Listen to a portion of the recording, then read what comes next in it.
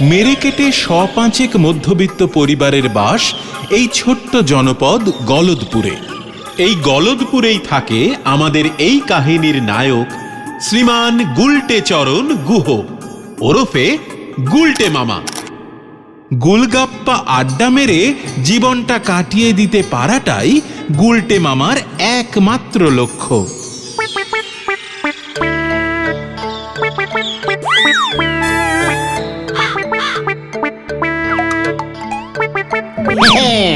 ঘটন পাঁচু, ইচ্ছে করলেই আড্ডা দেওয়া যায় না রে, আড্ডা মারতে জানতে হয়। ভেন্ডিটা এখনো এলো না? তোদের আমি পই পই করে কতবার বলেছি, একটা ডিসিপ্লিন না থাকলে ভালো আড্ডাবাজ হিসেবে জীবনে প্রতিষ্ঠিত হতে পারবি না। ইয়ে মানে ওটা ডিসিপ্লিন না, ওটা ডিসিপ্লিন হবে গুলটে মামা। ঘটন, এত বড় সাহস! তুই তোদের আড্ডা গুরুর ভুল ধরিস। ক্লাস 9-এ দুবার ফেল মেরে তো আর স্কুল মুখ হসনি। গুলটে মামা, ওই যে ভেন্ডি আসছে।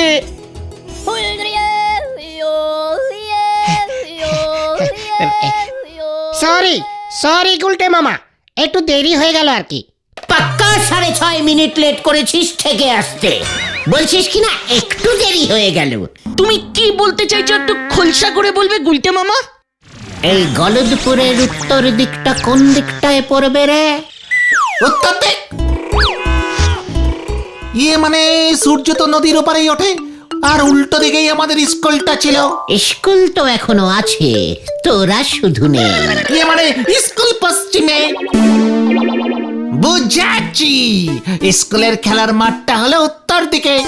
সাবাস পাঁচু, ফাঁকা জমিও পেয়ে গেলাম তাহলে।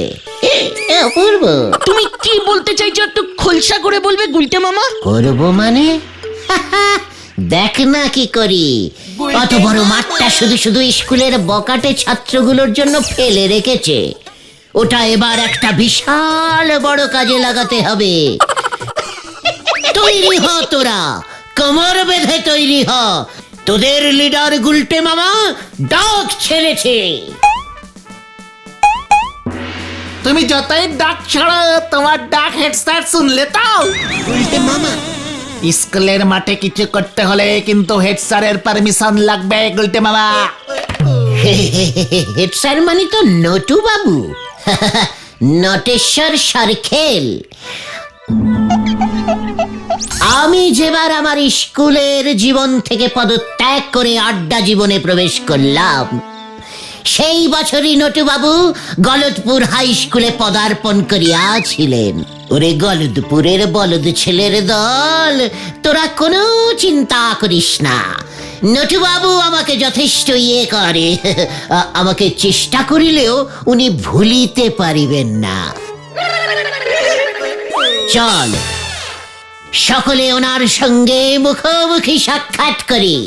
উনি যখন শুনিবেন ওনার স্কুলের একজন প্রাক্তন ছাত্র এত বড় একটি কার্য করিতে চলিতেছে, দেখবি গর্বে ওনার বুকের ছাতি হাতির মতো ফুলিয়া উঠিবে। আরে বাবা, তুমি করবেটা কি সেটা তো আগে বলো। সময় হলেই সব জানতে পারবি। হজম করতে পারবি কিনা গ্যারান্টি দিয়ে বলতে পারছি না। আজ রোববার, এখন হেড স্যারকে নরদার চায়ের দোকানে পাবো, এই ব্যাপারে আমি তোমাকে গ্যারান্টি দিচ্ছি গুলটে মামা। ওরে গলদপুরের বলদ ছেলের দল, তোরা চল রে চল রে চল, দঙ্গল বেঁধে মঙ্গল করতে যাই ওই নরার চায়ের দোকানে।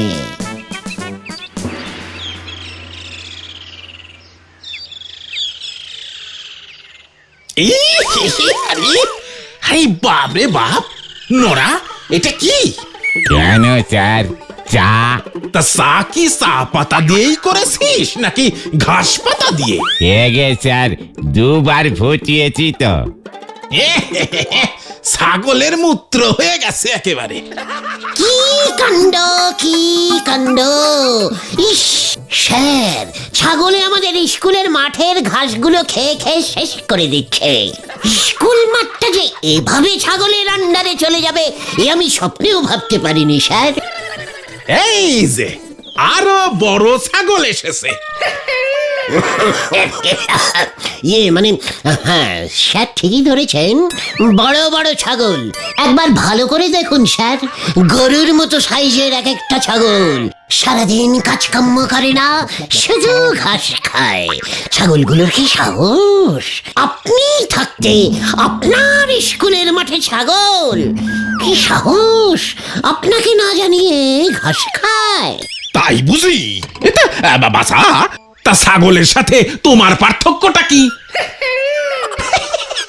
তা মতলব খানা কি? ঝেড়ে কাশো তো দেখি, সঙ্গে তো দেখি ছোট ছাগলগুলোও আছে।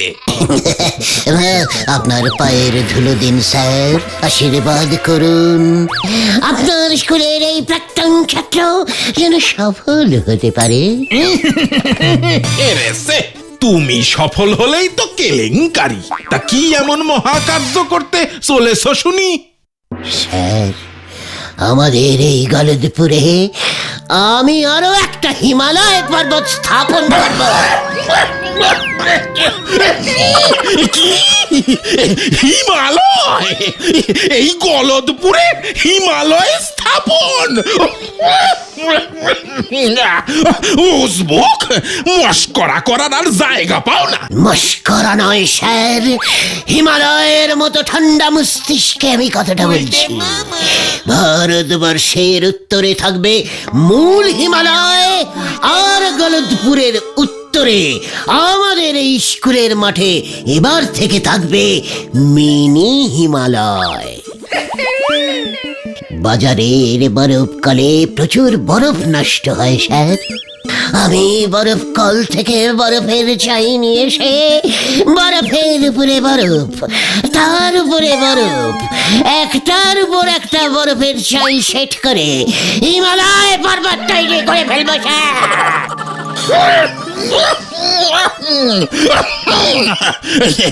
নরা, নরা, এক গ্লাস ঠান্ডা জল দে ভাই। হিমালয় দিচ্ছি, এই ভাই জল দিচ্ছি। দেখেছিস খতন, বলেছিলাম না হেড স্যার আমার প্ল্যানটা ঠিক বুঝবেন। হিমালয়ের কথা শুনেই কেমন ঠান্ডা জল চাইছেন। স্যার, একদম চিন্তা করবেন না, আপনি শুধু স্কুলের মাঠটা ব্যবহারের পারমিশনটা দিয়ে দিন, তারপরেই আমরা কাজে লেগে পড়ব। গলদপুরে এবার যদি একটা হিমালয় পর্বত তৈরি করে ফেলতে পারি, তখন দেখবেন গলদপুরের জল হাওয়া কেমন ঠান্ডা হয়ে যায়। চারিপাশে ফুরফুরে ঠান্ডা হাওয়া বইবে, কুচি কুচি তুষার পড়বে, আপনি মাংকি টুপি পরে শাল জড়িয়ে স্কুলে আপনার ঘরে বসেই হিমালয়ের কোলে সানরাইজ দেখতে পাবে। সানরাইজ দেখতে পাবে। এ কি? আরে দাদু পড়ে গেছে! ও নরাদা, জল দাও, জল দাও!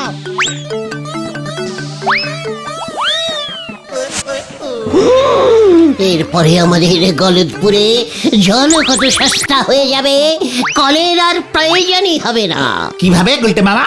আমার প্রতিষ্ঠিত গলদপুরি মিনি হিমালয়ের বরফ গলে জল হয়ে নদী সৃষ্টি হবে, আর সেই নদী গলদপুরের অলি গলি ঘুরে মানে নরার দোকানের পাশ দিয়ে, পাঁচুদের রান্নাঘরের পেছন দিয়ে, সারের বাড়ির উঠোনের উপর দিয়ে কুলকুল কুলকুল করে বয়ে যাবে। তখন হয়তো স্যার আপনি নৌকোতে চেপে চা খেতে খেতে স্কুলে যাবেন। কি মনোরম দৃশ্য! হরি বল, আর আমার এই চায়ের দোকানটার কি হবে? ওরে নড়া রে, শীত পড়লে লোকজন এমনিতেই বেশি চা খাবে। তাছাড়া কত লোক যারা পয়সা খরচ করে আসল হিমালয় দেখতে যেতে পারে না, তারা এই গলতপুরের মিনি হিমালয় দেখে দুধের স্বাদ ঘোলে মেটাবে বলতো। সেই সব পর্যটকরা তো তোর চায়ের দোকানেই আসবে চা খেতে। জয় বাবা হিমালয় কি জয়। গুলটে মামা, স্যার কোনো কথা বলছেন না কেন? ও স্যার, স্যার, ও স্যার। স্যার, ও স্যার, স্যার। দেখেছিস ঘতন, গলতপুরে হিমালয় হবে শুনেই স্যার কেমন হিমালয়ান ঋষিদের মতন ধ্যানে বসে গেছে। এ কি, এই স্যারের ধ্যান না ভাঙলি আমি দোকান বন্ধ করবো কেমন করে? স্যার, ও স্যার। বুঝবো তোর মাথায় এবার হিমালয় ভাঙবো আমি। যা যা, চোখের সামনে থেকে দূর হয়ে যা, দূর হয়ে যা বলে দিলাম। হত সারা, গুলতানি মারার আর জায়গা পাও না, বলে কিনা গলদপুরে হিমালয় তৈরি করব। এই খেয়েছে, হিমালয় তৈরি হবে না স্যার। না,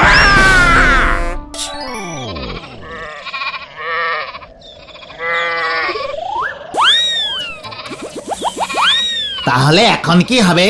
হেড স্যার তো মাঠটা তোমাকে ছাড়বে না বলেই মনে হলো। যাই বলো না কেন, তুমি যে এরকম একটা বোম্বাস্টিক আইডিয়া ছাড়বে আমি তো সেটাই বুঝতে পারিনি গুলটে মামা। পাক্কা আড্ডাবাজের মগজ থেকে এমন সব আইডিয়াই বের হয় রে বলদের দল। তাতে আর লাভ কি হলো বলো? হিমালয় পর্বত তো আর তৈরি করা যাবে না। হেড স্যার তো শুনেই ভিড়মি খেয়েছেন। তাছাড়া এত বড় হিমালয় পর্বত তৈরি করতে তো প্রচুর বরফ লাগবে। এত বরফ আমরা পাবো কোথায়? আর পেলেও এত বরফ কিনতে প্রচুর টাকা লাগবে। এত টাকাই বা পাবে কোথায় গুলটে মামা? ওরে আমার গলদপুরের বলদ ছেলের দল, আগে এই মাঠটাকে পাই, তাহলে দেখবি বাকিটা জোগাড় হয়ে যাবে। রামচন্দ্রের বানর সেনারা যদি পাথর দিয়ে অত বিশাল একটি সমুদ্রে এপার ওপার সেতু তৈরি করতে পারে, তবে আমরাই বা বরফের উপর বরফ, তার উপরে বরফ, তার উপরে আরো বরফ ফেলে ফেলে মিনি সাইজের একটা হিমালয় পর্বত তৈরি করতে পারবো না? তার মানে তুমি কি বলতে চাও গুলটে মামা, আমরা বানর? না, হাঙর। একদম ইডিয়েস্টিকের মতো কথা বলবি না বলে দিলুম ভেন্ডি।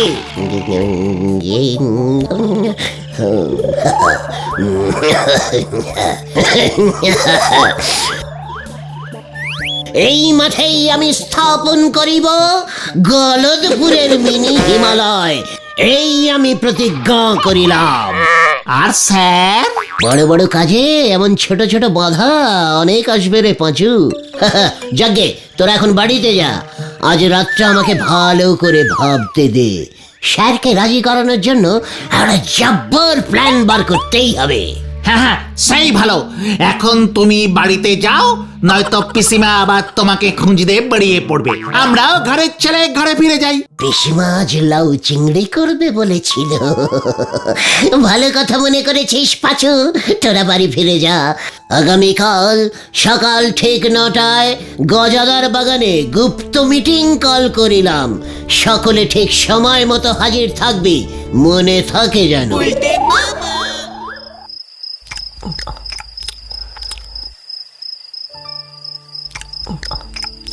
এভাবে আর কতদিন চলবে বলতে পারিস গুলটে?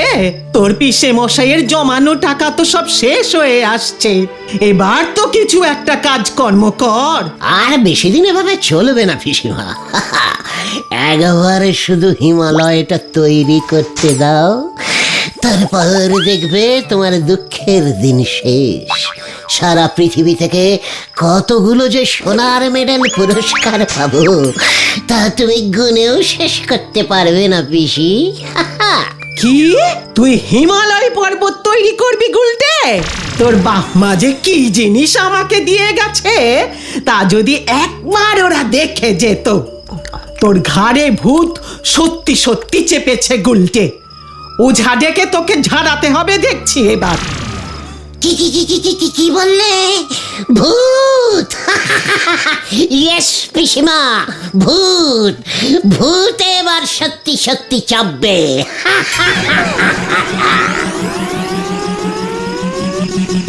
হায় ভগবান, কি যে করি আমি এ ছেলেকে নিয়ে। কাল সকাল হলেই ঘটনাদের প্ল্যানটা বলতে হবে। পিসিমা যে এমন একটা প্ল্যান বার করে দেবে এ আমি ভাবতেই পারিনি। ওই স্কুলের মাঠেই আবার হিমালয় তৈরি হবে, হবে হবে হবেই। আর আমার তৈরি হিমালয়ের সর্বোচ্চ চূড়ায় সর্বপ্রথম আমি উঠব, আমি আমি আমি উঠব।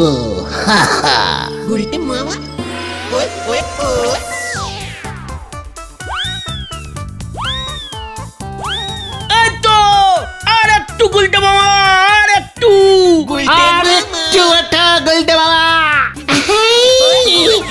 আমি আর পারছি না রে উঠতে। ওরে বাবা, পারবে পারবে গুলটে মামা পারবে। তোমার তৈরি হিমালয়ের চূড়ায় তোমাকেই প্রথম উঠতে হবে। এই স্লিপ কাটছে, এই গেলুম রে। ও বাবা, উড়ি বাবা রে, গোবরটা বুঝি গেল রে। ওরে বাবা, আমি কি স্বপ্ন দেখলুম রে। ওরে বাবা,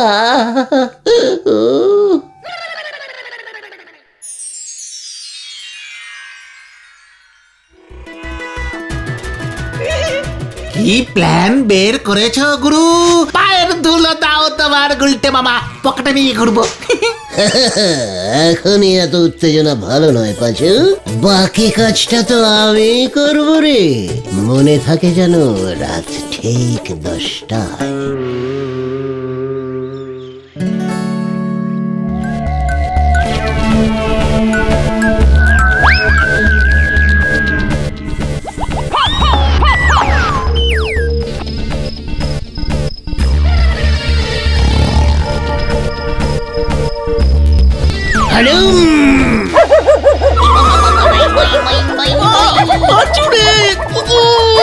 আমার মা, যা যা যা, ওই যে ওই যে ওই যে।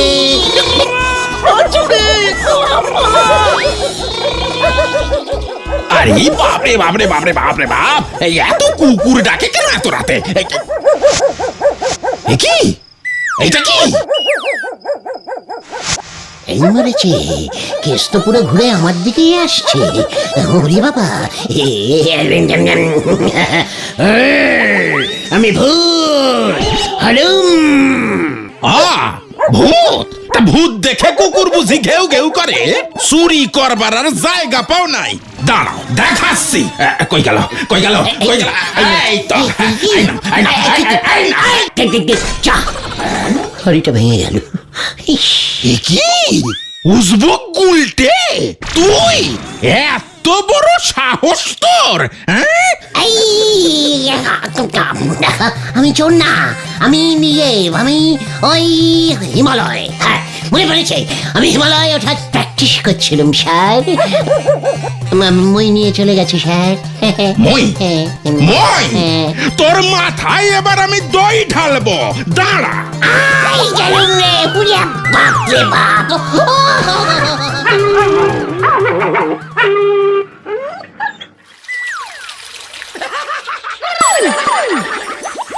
ওরে বাবা, বাঁচাও, বাঁচাও, বাঁচাও, বাঁচাইয়ে, বাঁচাইয়ে। ওরে বাবা, বাঁচাও, বাঁচাও, বাঁচাও, বাঁচাইয়ে, বাঁচাইয়ে। ওরে বাবা, ও মাগো, ও মাগো, তোরা যে এইভাবে আমার সাথে বিশ্বাসঘাতকতা করবি আমি বুঝতে পারিনি রে। আমায় আগায় তুলে মই সরিয়ে নিলি। কি করবো গুলটে মামা, ওই কুকুরটা এসেই তো সব গন্ডগোল করে দিল। আমি আর হিমালয় পর্বত স্থাপন করব না রে ভাইগণ। কেন গুলটে মামা, কেন আমাদের উপর রাগ করে? না রে ভাইটু, ওই কুকুরগুলোর জন্য। মানে সামান্য কুকুরের ভয়ে তুমি তোমার এত বড় একটা পরিকল্পনা বাতিল করে দেবে গুলটে মামা? ভয় না রে, ভয় নয়, ভালোবাসায়। মানে হ্যাঁ রে ভাইটুগণ, ওই কুকুরটার রাগের কারণ আমি বুঝতে পেরেছি। কি কারণ গুলটে মামা? আমি যদি এই গলদপুরে হিমালয় পর্বত তৈরি করি, তবে যে গলদপুরে সবসময় কনকনে ঠান্ডা থাকবে। মানুষরা মানে তোরা সবাই তখন শাল, কম্বল, সোয়েটার, মাংকি টুপি পরে থাকবি।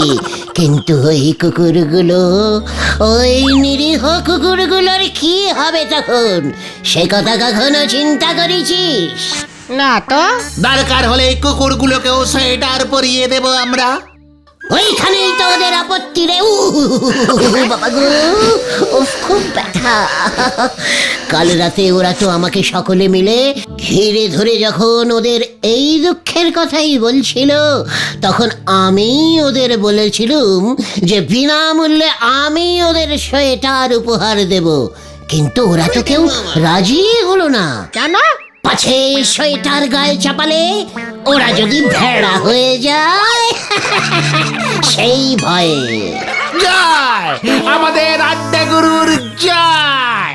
গুরুদেব পায়ের ধুলো দাও গুরুদেব। তাই তো এই অবলা কুকুরগুলোর জন্যই আমি আমার এই হিমালয় স্থাপনের মহান পরিকল্পনা বাতিল ঘোষণা করিলাম। কিন্তু কুকুরগুলো জানলো কেমন করে যে তুমি গলদপুরে হিমালয় পর্বত বানাতে চাইছো? ওরে গলদপুরের বলদ ছেলের দল, কুকুরের প্রাণ নয়, ঘ্রাণ শক্তি যে মারাত্মক তা তোরা জানিস না? হ্যাঁ জানি তো, তাতে কি? আমার গা দিয়ে যে হিমালয় পর্বতের সোদা সোদা ঠান্ডা ঠান্ডা গন্ধ বেরোচ্ছিল, সেটা ওরা আগেই টের পেয়ে গেছে।